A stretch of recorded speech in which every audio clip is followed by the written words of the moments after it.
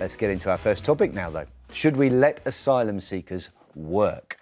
The Shadow Home Secretary says he's uncovered what he calls clear evidence of illegal working for delivery companies outside a hotel housing asylum seekers. He also asked if any had come by boat, but he got no answer to that. Have a look at what you found. As Shadow Home Secretary, I received reports there was illegal working going on at an asylum hotel in central London by illegal immigrants. So I decided to go around and check it out. So we're at the hotel here. You can see there's a lot of JustEat bikes here, a lot of Deliveroo bikes, loads of them, 1, 2, 3, 4, 5, 6, loads and loads of these bikes here. They look as if they're being used for delivery company work. There you go. Categorical proof, he asked a man in the shop. The 3 delivery companies named in his report, JustEat, Deliveroo and UberEats, say all drivers must have the right to work in the UK and that they have checks in place and are always seeking to improve them. So what are the rules? Well, at the moment, people have no right to work while their applications are being processed for at least 12 months. After that, some can apply for jobs, but only on a specific list of jobs for which there are shortages. Care work, for instance, is on the list. Food delivery driving isn't. With a mounting bill, though, to house people and a backlog of claims, should people be allowed to work while they're waiting? Get your calls in now. Ava, what did you make of that video? Is that the proof that we're looking for, the smoking gun, if you like? I don't really care what Chris Philp has to say, but I do actually live very near this particular hotel that he's talking about, and yeah, I'm very aware that this is what people in that hotel have been doing for quite some time. Oh, right. I'm okay with it in the sense of I think that people should be allowed to work if they are waiting for their asylum claim to be fulfilled. A lot of these people are left languishing in these hotels for years and years on end with no recourse to public funds. A lot of the anger is that these people take from our state. Actually, they're trying to provide for themselves. I think it would actually be more responsible if we provided people a national insurance number. Well, they can volunteer, though, can't they? They could do voluntary work if they felt that their time was not being, used really efficiently. But they're not in prison, right? They'd like to provide. Well, no, that's why they could get out and do voluntary work and contribute to the country to which they'd like to be a part. Wouldn't it be better if they contributed through taxation? Allow them to be a proper human who lives in the United Kingdom like the rest of us, And that also means that when they do have their asylum claim, granted.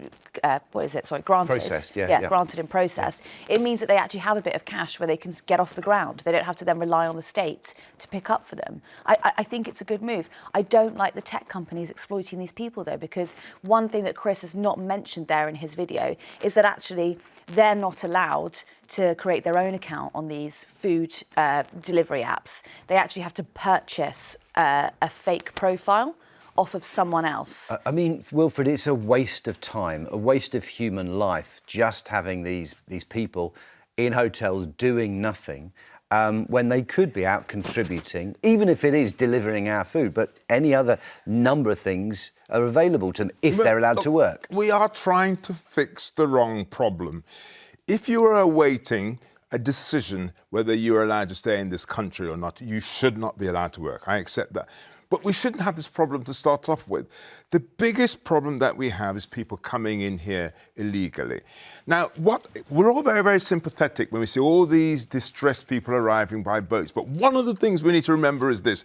Every one of those people on those boats has paid money. So what, £4,000, £5,000 to get here. So they've been involved in the transaction. So we can be very sympathetic, but they've paid money. And a lot of these people have to pay that money back. So you could understand the moment they get over here, they're going to try and get whatever work they need to do because they're indebted to someone. So the way you fix the problem is that you say to people, when you arrive in this country, it is not journey's end. We take you to Rwanda, I don't care where it is, where you will be processed. And the cost of that would be but it's about as much as keeping them in hotels. It's a deterrent. We've been down the Rwanda road, it's a deterrent. And the cost of that I'm goes telling with you, that, if we had the courage... We're removing them from the society of which they may be a part eventually. Look, Wilfred.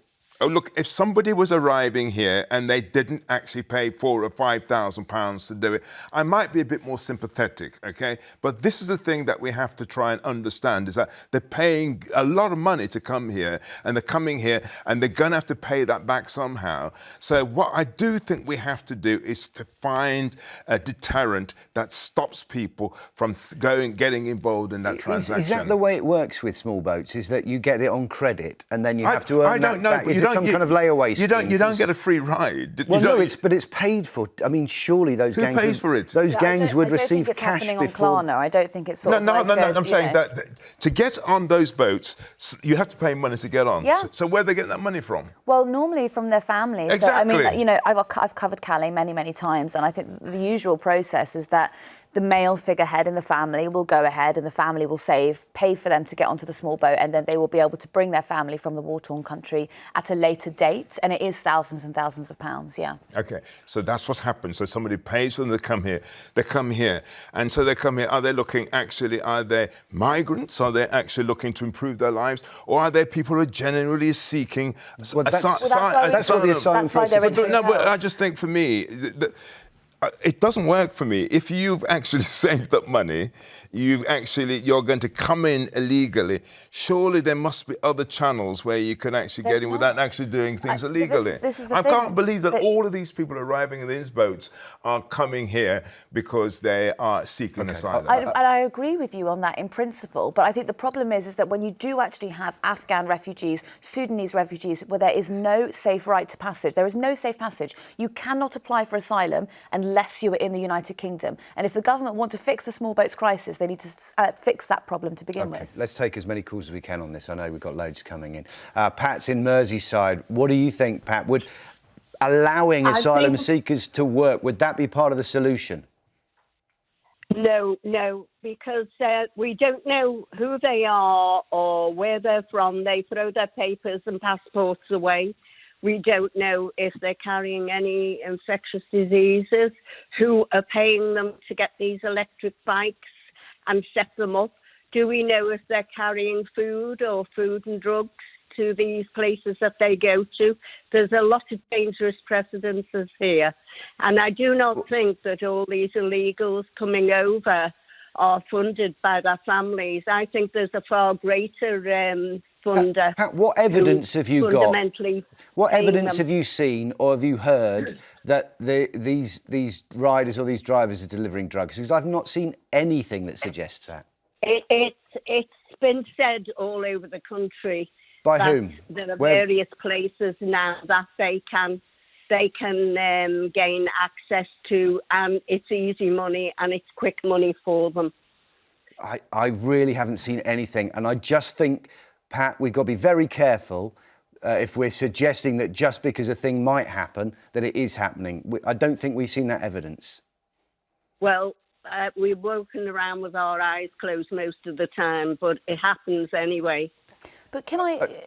OK. May I ask you, Pat, sorry, would it not be better to then have these people documented with a national insurance number, have them working legally, so they wouldn't have to turn to illegal crime in the way that you're suggesting that they do? So if you come to this country, you get the right to work legally. That's not going to be much of a deterrent, is it? What we're trying to do is deter people from coming here, and the only people that are entitled to come here are those who are genuinely seeking asylum. Well, making it hostile as it is, saying there's no job for you, is not working. It's not deterring them at all. We're not made... Well, it isn't. For the people coming here, it's not made hostile enough. Because if it was, people would stop coming. They would stop finding the money to come here. What we need to do is that we do need to create a hostile environment. Listen, we're going to take loads more calls on this. Thank you for your call, Pat. Don't forget, later on, we're asking if you think university's a waste of time. There are fewer graduate job opportunities, and we know there are rising student loan bills. But don't go anywhere, because we've got loads of your calls coming in on whether we should let asylum seekers do some work. Straight back to more of your calls on whether asylum seekers should be allowed to work while their claims are processed. Let's hear from Sharon in West Sussex. What do you reckon? When you see that footage from Chris Philp, Sharon, does that ring true to you? Is that what you think's going on? Well, to tell you the truth, I didn't actually see that. No problem. First thing. But to answer the reason why I'm calling is that I heard you mention care work Yep. earlier about, that's a definite no-no, because we as co-workers or anyone working with vulnerable people, schools, hospitals, elderly,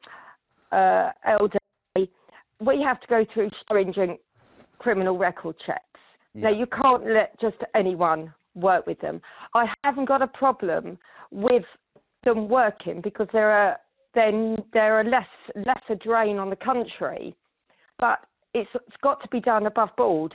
You can't just come in and work and get cash in hand and not pay any taxes. There's got to be a way around it. But that that's they what's can happening. work. That's what's happening at the moment, Sharon. So the way to prevent that is make it more formalised and actually say, yes, we allow you to work, and here's the contract, here's the deal. We find out everything about you and we make this a formal arrangement. What's wrong with that? Yeah. The trouble is you can't find out everything about an illegal immigrant.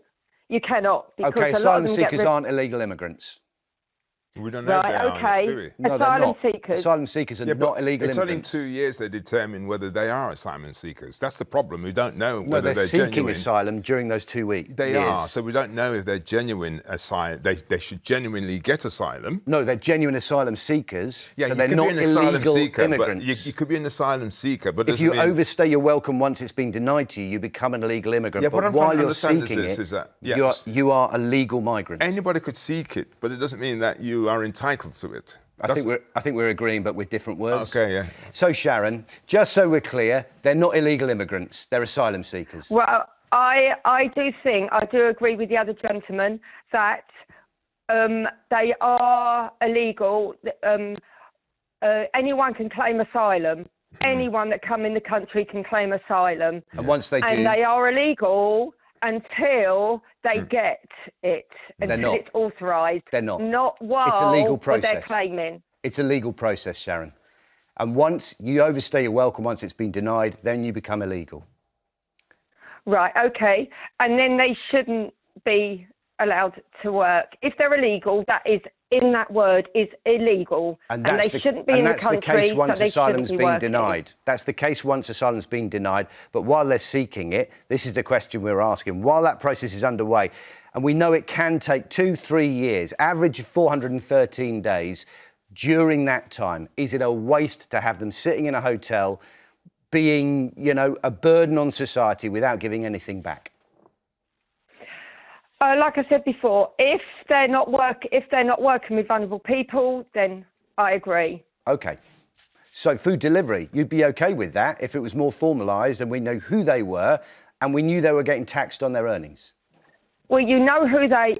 Sometimes you don't even know who they are because they don't have passports with them. OK. So that's another issue, I think that's a very good point you make, actually, Sharon. Ava, the fact is that we know that some of the people that come in small boats are undocumented, don't have that documentation with them. How do we know? How can we introduce them to a workplace, into even a sensitive occupation like that, like care work, if we have no idea of their background? Yeah, no, totally. I agree with you. I think, but when people do arrive in the country, the first thing that happens to them is they are taken and have their fingerprints scanned and taken. They are given a set of documents. Their name is listed there.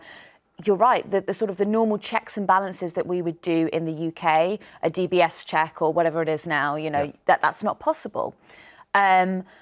Working with vulnerable people, that does present a huge issue. But if you have got someone who is coming from, say, Afghanistan through one of these routes, they have proof that they worked with the British government, the British Army during the war. We're talking interpreters, typically. Yeah, absolutely, these interpreters. Then you have to, if they were good enough to work with the British Army while they were in Afghanistan, then they're good enough to work here in the UK. I just think you can't have people languishing and not paying tax. And I'm so worried about this sort of use of illegals as a term, because to me it's sort of this attempt to subcategorize people, to sort of make a difference between here, this is us and everyone else from other countries are illegal and somehow different and not as worthy. It really worries me the way that we're using language. OK. I wonder whether it's conflation of the idea that the act of bringing people over is an illegal act. That's obviously human trafficking. That's illegal. But that doesn't make the people who are here illegal migrants, in my understanding anyway. Maybe somebody But else I would knows also different. add, when we talk about people working with vulnerables, we knew exactly who Jimmy Savile was. We'd be able to trace him for decades and decades. What did he do to vulnerable people? Yeah. You can't, you've got to put your face somewhere and not take it somewhere else. Let's take another call. Emily's in Essex. What do you reckon? Should we allow asylum seekers to work while they're here, Emily? Yes, absolutely. I think they're in a catch-22. Forget the legal thing, illegal, whatever. They're asylum seekers seeking asylum from wherever they've come from, which is worse than being in England. Wilfred, I'm surprised you're not enterprising on this and you're being such a good farmer and giving people jobs. They are not, these are people. I don't know why the people are afraid of them and don't want them to work with people. These are people who would probably be the best people to work with people. They've been through a lot. I think we should take the scaremongering out because these are just, to me, they're people, asylum seekers. We're not Emily, an opportunity. It's very, very important that I sort of come in here because I think, look, what we need to do is that we need to separate the people who are genuinely entitled to asylum, genuinely entitled, and separate them from people seeking. So anybody coming into the country going to say, I'm seeking asylum, and that then protects them, that is crazy. What we need to be able to say to people who are coming here because they want to improve their lives. So I can't actually see there's anything wrong with somebody coming here to improve their lives, but they're not needing asylum.